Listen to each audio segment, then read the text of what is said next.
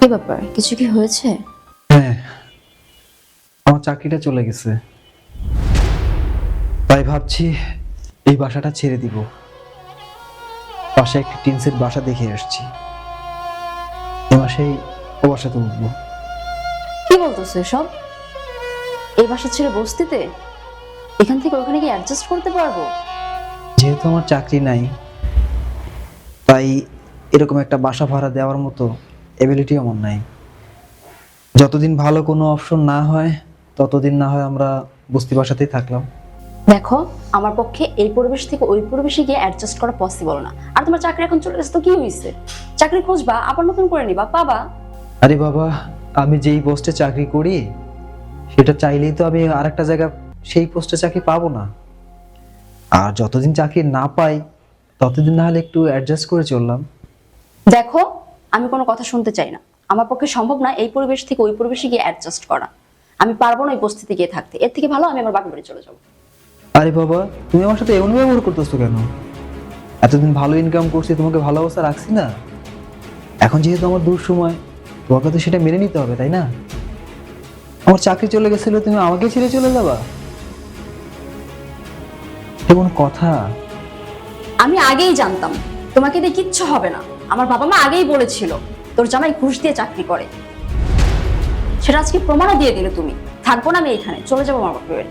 দেখো, সম্ভব না আমার পক্ষে ওইভাবে উপস্থিতি গিয়ে থাকা। পারবো না আমি ওইখানে গিয়ে থাকতে। তুমি গিয়ে থাকো, আমি চললাম আমার বাপের বাড়ি।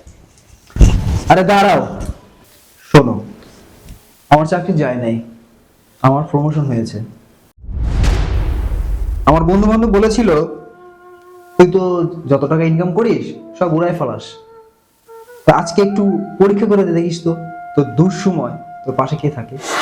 আরে দোষ, ওই যে প্রমোশন পাইলি, চাকরি বাকরি করতেছিস, এ তো টাকা পয়সা নষ্ট করতেছিস, বউ নিয়ে এখানে ওখানে ঘুরতে যাচ্ছিস। এই টাকা পয়সা যে নষ্ট করছিস, বিপদের পাশে বিপদ হইলে তুই উদ্ধার হবি কি করে? আরে বন্ধু, তোর এটা নিয়ে টেনশন করতে হবে না। আমার বিপদে কেউ থাকুক বা না থাকুক, আমার বউ সবসময় আমার পাশে আছে। তাহলে দোষ, তুই তো আজকে প্রমোশন পাইছিস, তুই আজকে বাসায় যা, যায় তোর বউরে বল যে আমার চাকরি চলে গেছে, তাহলেই বুঝতে পারবি তোর পাশে কে থাকে। আচ্ছা ঠিক আছে, দেখুন আজকে এমনিতেই অনেক দেরি হয়ে গেছে, তাড়াতাড়ি একটা মার, হ্যাঁ বাসায় যেতে হবে। চল।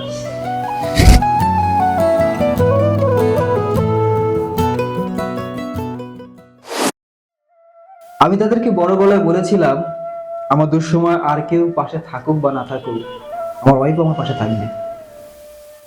কিন্তু আমি ভুল ছিলাম, তোমার আসল চরিত্রটা বের হয়ে আসছে।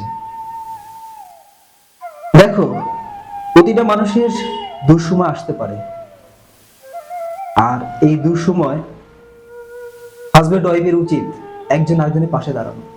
আজকে আমার চাকরি চলে গেছে শুনে তুমি আমাকে ছেড়ে চলে যাইতেছিল না।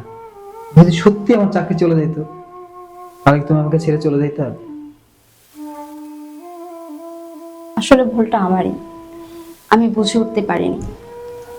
প্রত্যেকটা মানুষের জীবনে খারাপ সময় ভালো সময় দুটোই আসে, কিন্তু খারাপ সময় যে একজন একজনকে ছেড়ে চলে যাবে বিষয়টা এরকম না। ওই যে বললাম, আমি বুঝে উঠতে পারিনি। প্রত্যেকটা মানুষের জীবনে যখন খারাপ সময়টা আসবে, তখন প্রত্যেকটা মানুষের উচিত তার পাশে থাকা। আমিও এখন থেকে তোমার পাশে থাকবো।